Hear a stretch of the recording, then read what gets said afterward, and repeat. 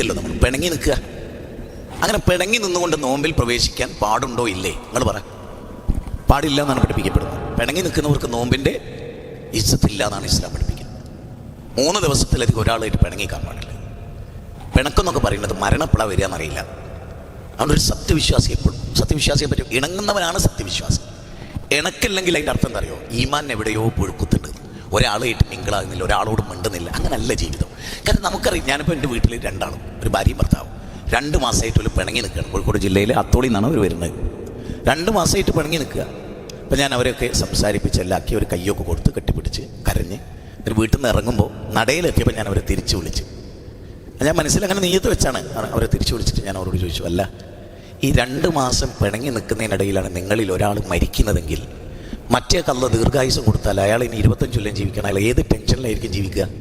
പഠിച്ചവനെ, എൻ്റെ ജീവിതത്തിലെ പങ്കാളിയായ എൻ്റെ ഭാര്യ, എനിക്ക് മക്കളെ തന്ന എൻ്റെ ഭാര്യ, എനിക്ക് ഒരുപാട് കൊല്ലം ഭക്ഷണം വിളമ്പി തന്ന എൻ്റെ പ്രാണപ്രേയസി, എൻ്റെ ശരീരം അവളുടെ ശരീരവുമായി ഒത്തുചേർന്ന് 10-25 കൊല്ലം. പഠിച്ചവനെ, മരിക്കുമ്പോൾ ഏറ്റവും മിണ്ടാതെ ഓളെ കൊണ്ടച്ച ചായ ഇങ്ങനെ തട്ടിമറിച്ചിട്ട് എണീറ്റ് പോകുന്ന ഞാൻ ഇങ്ങനെ ഒന്ന് ആലോചിച്ച് നോക്കി. അപ്പോൾ അവർ കൂടുതൽ കരഞ്ഞു. നമ്മളുണ്ടെങ്കിൽ ഈ ജീവിതത്തിൽ ഒരിക്കലും പിണങ്ങരുത്. അപ്പോൾ അബൂബക്കർ സിദ്ദീഖും വേറെ ഉമർ ബിൻ ഖത്താബ് റളിയല്ലാഹു ഒരു പ്രശ്നം ഉണ്ടായി. അബൂബക്കർ സിദ്ദീഖിനും ഉമർ ബിൻ ഖത്താബ് റളിയല്ലാഹു ഒരു തെറി പറഞ്ഞു, മോശമായൊരു വാക്ക് ഉപയോഗിച്ചു. അപ്പോൾ ഉമർ ബിൻ ഖത്താബിന് ഭയങ്കര കുറ്റബോധം തോന്നി. അബൂബക്കർ സിദ്ദീഖിൻ്റെ പിന്നാലെ കൂടിയിട്ട് അവസാനം റസൂലിൻ്റെ അടുത്തെത്തി. അബൂബക്കർ സിദ്ദീഖ് പറഞ്ഞു, ഉമർ ഇങ്ങനെ വല്ലാതെ ബുദ്ധിമുട്ടിക്കുന്നുണ്ട്, ഞാൻ എന്നെ പറഞ്ഞ ചീത്ത അങ്ങോട്ട് പറയണമെന്നാണ് പറയുന്നത്. അങ്ങനെ നബി സല്ലല്ലാഹു അലൈഹി വസല്ലം പറയാണ്, നമുക്ക് തിന്മയെ നന്മ കൊണ്ട് പ്രതിരോധിക്കാനേ നമുക്ക് വകുപ്പുള്ളൂ. വലാ തസ്തവിൽ ഹസനത്തു വലസ്സയ്യ. അതുകൊണ്ട് നമുക്ക് 2 പേർക്കും അള്ളാഹു പുറത്ത് തരട്ടെ എന്ന് പറയൂ ഉമറയെ. അല്ല പുറത്തിട്ടില്ലെങ്കിൽ പിന്നെ നമുക്കെന്താ? അതുകൊണ്ട് പരസ്പരം പൊറുക്കുക. അബൂബക്കർ സിദ്ദീഖ് അള്ളാഹിൻ്റെ മകളുടെ പേരിൽ ആക്ഷേപം പറഞ്ഞപ്പോൾ ഒരാൾക്ക് സഹായം കൊടുക്കില്ല എന്ന് പറഞ്ഞല്ലോ.